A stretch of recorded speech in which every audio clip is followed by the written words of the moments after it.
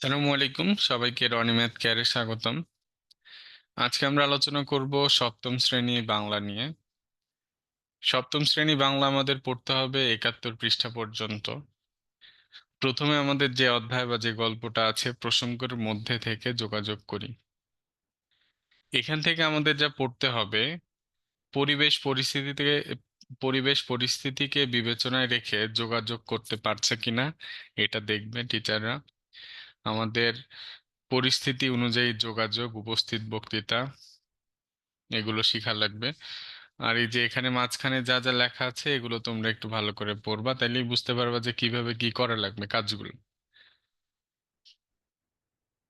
তারপরে ব্যক্তির আগ্রহ চাহিদাকে বিবেচনায় রেখে যোগাযোগ করতে পারছে। এখানে যোগাযোগের ক্ষেত্রে বিবেচ্য, মানে নিজের আগ্রহ চাহিদাকে বিবেচনায় রেখে যোগাযোগ করতে পারছে কিনা, অন্যের আগ্রহকে বিবেচনায় রেখে যোগাযোগ করতে পারছে কিনা, এগুলো টিচাররা খেয়াল করবে উপস্থিত বক্তৃতা। তারপরে আছে প্রসঙ্গের সঙ্গে সংশ্লিষ্ট থেকে যোগাযোগ করতে পারছে। এখানে 10 নং পৃষ্ঠার কাজ, 12 নং পৃষ্ঠার কাজ, উপস্থিত বক্তৃতা, এগুলো পড়তে হবে।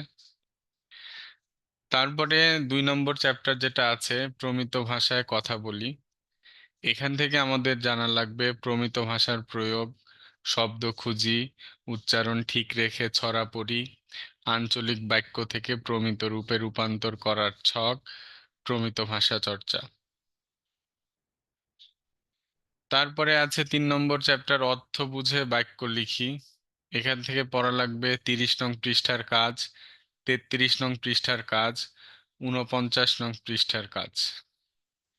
আরো আছে পৃষ্ঠা 43 ও 46-এর কাজ। তারপরে আছে পৃষ্ঠা নং 56 এর কাজ, পৃষ্ঠা নং 58 এর কাজ, পৃষ্ঠা নং 59-এর কাজ, এগুলো পড়া লাগবে। তারপরে আমাদের আছে চারপাশের লেখার সাথে পরিচিত হই ও বুঝে পড়ি, লিখতে শিখি। এখান থেকে আমাদের পড়া লাগবে এই পিআইটি শিখন অভিজ্ঞতা 4, চারপাশে লেখার সাথে পরিচিত হই এর সাথে সম্পর্কিত। এখানে যেটা আছে এটা 4 এবং 5 অধ্যায় দুটা মিলে সম্পর্কিত। পৃষ্ঠা নং 60 থেকে 69-এর কাজ, পৃষ্ঠা নং 71-এর নিজেরা করি, এই কাজ। পৃষ্ঠা 71 পর্যন্ত যেহেতু আমাদের সিলেবাস আছে, সেহেতু আমাদের এতটুকু পড়লেই হবে। তোমরা অবশ্যই এই যে বাম পাশে পারদর্শিতার সূচক পিআই, পারদর্শিতার সূচকের মাত্রা, যে পারদর্শিতা দেখে মাত্রা নিরূপণ করা যেতে পারে, এই জিনিসগুলো একটু ভালো করে রিডিং পড়বা। তাহলে বুঝতে পারবা যে কিরকম প্রশ্ন আসলে তুমি কি কি লিখলে তুমি ভালো নম্বর পাবে, মানে ত্রিভুজ পাবে, তারপরে বৃত্ত আছে, তারপরে চতুর্ভুজ আছে, এগুলো একটু ভালো করে দেখবা। আর কি কি পড়া লাগবে, যে ডান পাশে কার্যক্রম ক্রমগুলো পর্যবেক্ষণ করবেন। এই পৃষ্ঠা যেগুলো নাম্বার লেখা আছে বা যেগুলো লেখা আছে এগুলো অবশ্যই পড়বে। আল্লাহ হাফেজ।